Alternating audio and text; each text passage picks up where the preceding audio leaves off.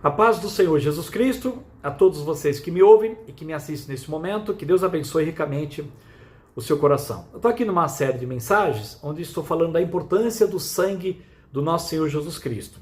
No vídeo anterior, eu li para vocês Êxodo capítulo 12 e comentei sobre qual era o objetivo e o que o anjo destruidor, o anjo da morte, algumas outras versões, teria que fazer quando ele passasse por uma casa e não visse o sangue ali nos umbrais da porta.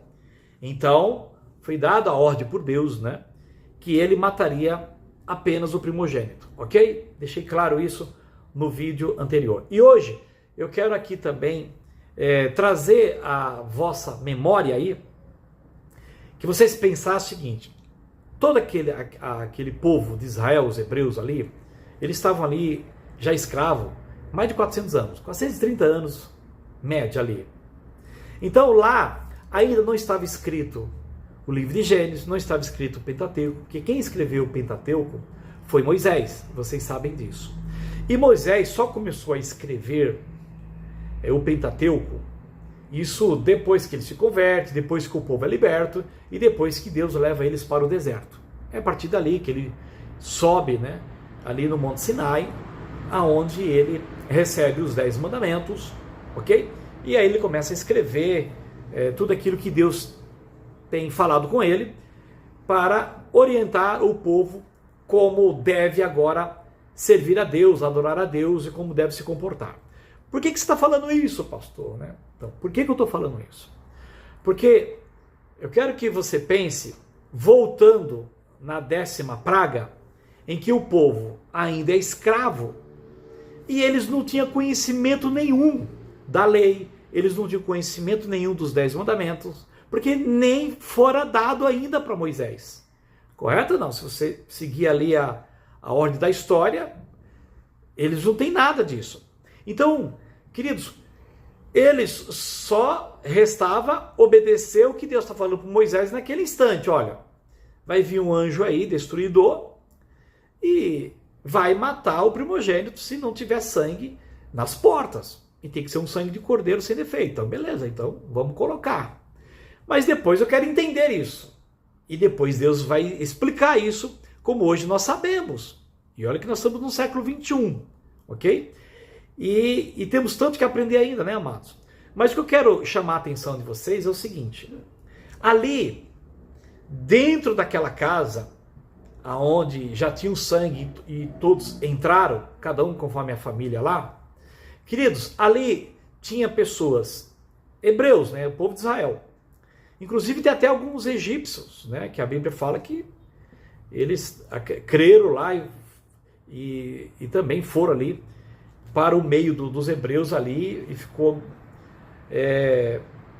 protegido, naquele instante do primogênito deles serem mortos, tá? Mas eu quero que vocês pensem assim, naquela casa, todas aquelas pessoas, queridos, não tinha instrução do que se tratava, ok? Segundo, queridos, quantos pecados não tinha ali? Quantos problemas não tinha na mente daquelas pessoas? Porque eles eram escravos há 430 anos. Quanto ódio, quanta raiva, quanta morte, quanta coisa Deus não tinha que trabalhar, através da palavra, para limpar eles de tudo aquilo. E prova é, queridos, que eles, naquele instante, foram libertos e os primogênitos que estavam ali naquela casa que tinham sangue, não morreram. Mas pensa e preste bem atenção. Eles são libertos e estão a caminho da boa terra. A Bíblia diz, amado, preste atenção. A Bíblia diz que eles no deserto começaram o quê? A reclamar, a se rebelar. E vocês sabem bem disso. E para resumir aqui a conversa. Vocês conhecem um pouco a história, depois pode ler todo o êxodo ali. Queridos, eles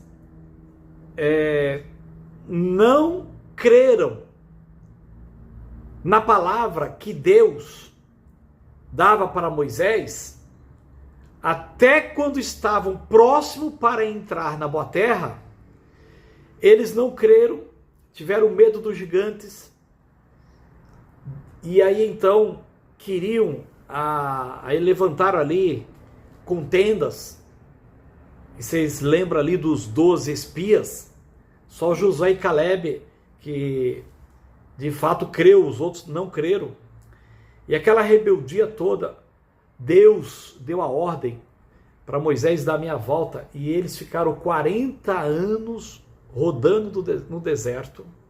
E queridos, pasmem, de 20 anos para cima, todos morreram no deserto, porque não creram no Senhor. Isso está escrito no livro de Hebreus, tá? Então veja bem, aqueles a qual foram libertos da mão de Faraó e foram libertos do filho primogênito não ser morto pelo destruidor, aqueles que estavam dentro da casa aonde tinha um sangue, depois de no deserto, de 20 anos para cima, morreram todos e não entraram na boa terra. Entendeu?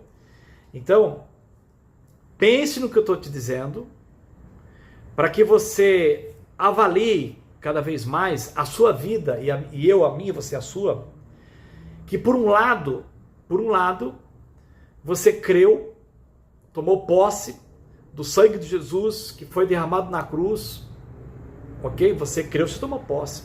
Você foi batizado, você se uniu com Cristo na sua morte, conforme Romanos capítulo 6. E queridos, como que está a nossa vida depois que cremos que o sangue de Jesus nos comprou e pagou o preço de todos os nossos pecados?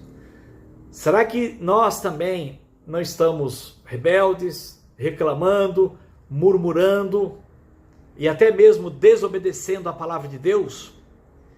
E aí, vivendo uma vida totalmente contrária àquilo pela qual o sangue de Cristo foi derramado. Ou seja, por que o sangue de Cristo foi derramado? Para nos comprar para Deus, para sermos de Deus. Não somos mais de nós mesmos. Entendeu? E aí você não tem esta clareza, não tem essa realidade, e aí então quando você precisa de ajuda, quando você precisa de uma proteção, aí você clama o sangue de Jesus. E aí acha que com isso estará protegido.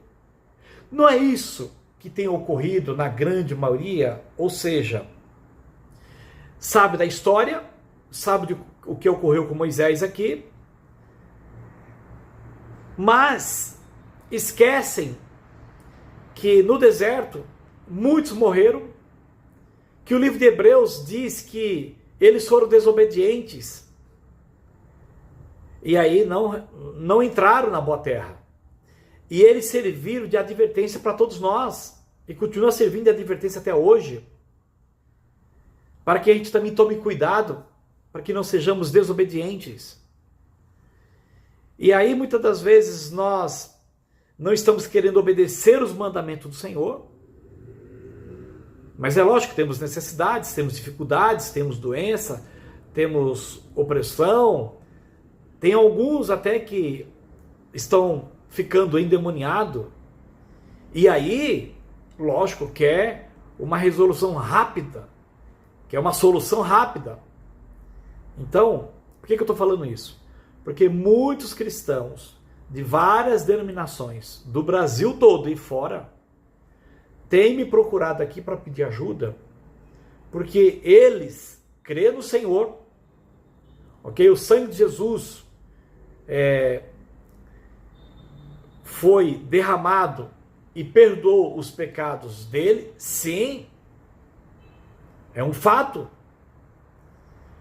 Eles até declaram isso, crêem nisso, participam da ceia, que eu quero falar da ceia no próximo vídeo, porque tem algo muito importante lá. Invoca o nome do Senhor, clama o sangue de Cristo, usa até como jargão, eles não sabiam, mas até falou, usou como jargão, o que é? Usar em vão. Mas tem uma vida totalmente contrário àquilo pela qual Cristo te comprou para ser. E aí então tem toda uma retaliação. E aí eles declarando cada vez mais o nome do Senhor, o sangue de Cristo, e não resolvendo. Então eles acabam me procurando e eu acabo ajudando eles a entender por que eles estão sofrendo mesmo sendo crentes. Por que eles estão sendo retalhados mesmo tendo sido comprados com o sangue de Cristo? Por que eles estão ficando doentes mesmo declarando que o sangue de Jesus tem poder, mas não está funcionando para eles? E por que isso? Eu explico, e depois que eles compreendem, eles se arrependem, e aí eles são libertos. E eu quero falar sobre isso no próximo vídeo. Ok, queridos? Continuem me seguindo, tá? Se inscreva no canal, mande essa mensagem para todos aqueles que Deus colocar no seu coração e atente para o próximo vídeo, que nós vamos falar sobre isso agora, até mesmo usando o Novo Testamento relacionado ao sangue de Cristo. Isso vai te ajudar muito a você valorizar mais o sangue de Cristo do jeito certo e você entender por que a sua vida ela não está liberta, mesmo você tendo declarado o sangue de Cristo e continua com todas essas opressões, tá bom? Até o próximo vídeo, em nome de Jesus. Tchau, fique com Deus.